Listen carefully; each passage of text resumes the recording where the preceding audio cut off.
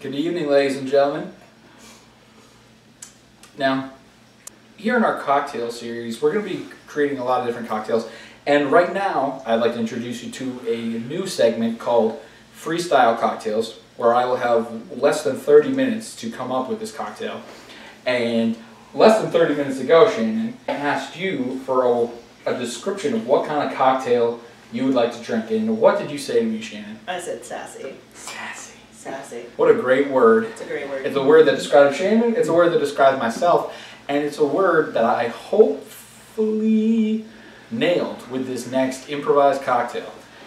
Let's check it out. Alright, this cocktail is yet to be named. It's probably going to have something to do with Sass.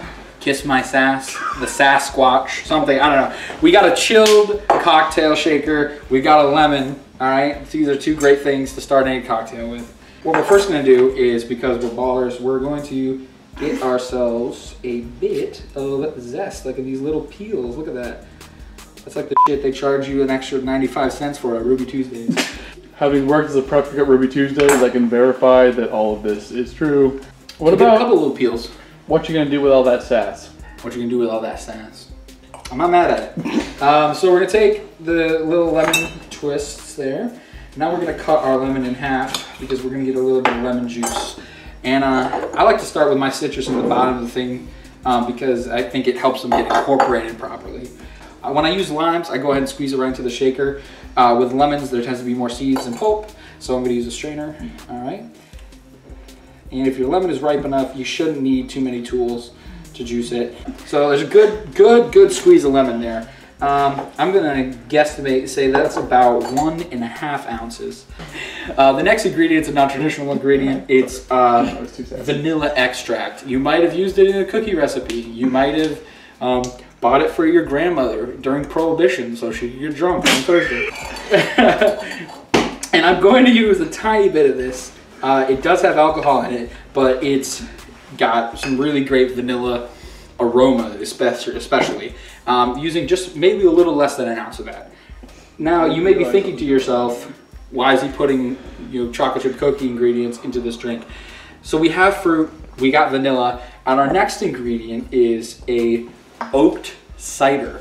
It's aged in bourbon barrels, and it's really fruity because it's made with apples, and because it's aged in oak, it has some really great vanilla notes. And we're going to be reinforcing that with the citrus and the vanilla extract. You might not need to strain this all that much because you already strained the ingredients going in, and there aren't a whole lot of particulates left in the thing. So the next part would be picking out a glass.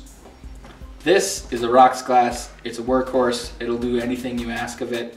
If you only have one glass, this is one of the top 2 choices. Perhaps a Collins glass if you want to make room for sodas and larger mixers, but a rocks glass won't do you wrong. So now that we picked out our rocks glass, we're adding our cocktail mixture to the glass. Now keep in mind that the cider has bubbles. It's carbonated from the fermentation process and whatnot. So you don't want to disturb those bubbles. You want to keep some of that zest, that effervescence alive, if you will. So I'm just going to pour it gently from there. And then I'm going to stir it slightly with my lemon pieces. And I'm going to rub the lemon oil all along the rim, which, you know how they say, a lot of your taste comes from smell. Yeah, this is mostly for aroma purposes. All right, normally I would just give this to Shannon, but because this is a brand new drink, I have to test it before I give it to anybody else. So here it goes. All right, first thoughts, a bit heavy on the lemon. So I'm gonna find something a little dark, a little spicy, to bring some of that balance and kind of complement those oaky flavors like I was talking about. Did you say it was a little dark and a little stormy? It's not dark and stormy enough at the moment. So I'm gonna actually just add a little bit more vanilla, just because I'm not getting the vanilla quite the way I want. And I know those notes are in that cider. Shannon was joking about molasses earlier, so we're gonna add a little bit of dark rum. Slow pour, I'm gonna guess that was about half an ounce. Looked like a half measure. Yeah. Alright, and I'm gonna give it a gentle swirl. I mean, it looks sexy though, doesn't it? Oh, me? Yes. Alright. Now just to bump up that bubbliness again, I'm just gonna top it off with a little bit more of that cider. I think we got it. So I'm standing here with the mistress of Sass, Shannon Levesque. This is our sassy drink, and I'm really excited to see what Shannon has to say about it. It smells good. Okay. I got the lemon, and I got the vanilla. It doesn't smell overly cloying, which is good. I sound like a pretentious ass. I'm just gonna drink this. Cloying's a good word.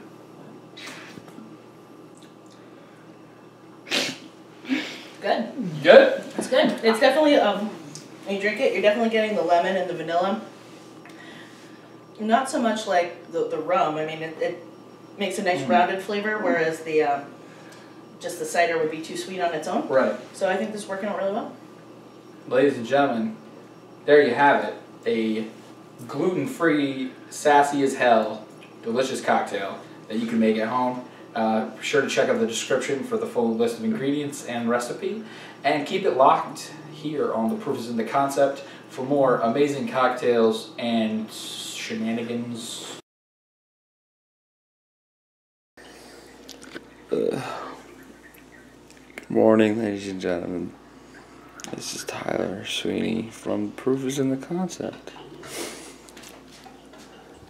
I'm here to make a little video, talk about why it's important sometimes to have pre-ground coffee.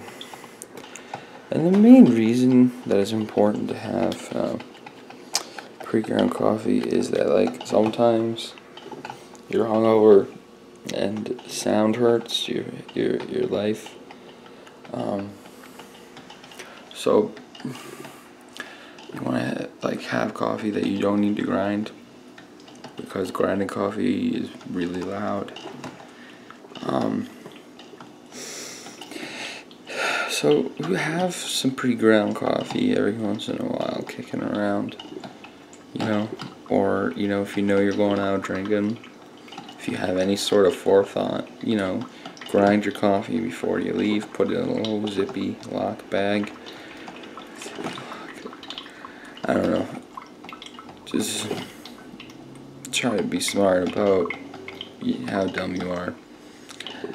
Ladies and gentlemen, this has been another helpful hint from your Sultan of Spirits, your King of Cocktails, Mr. Tyler Sweet.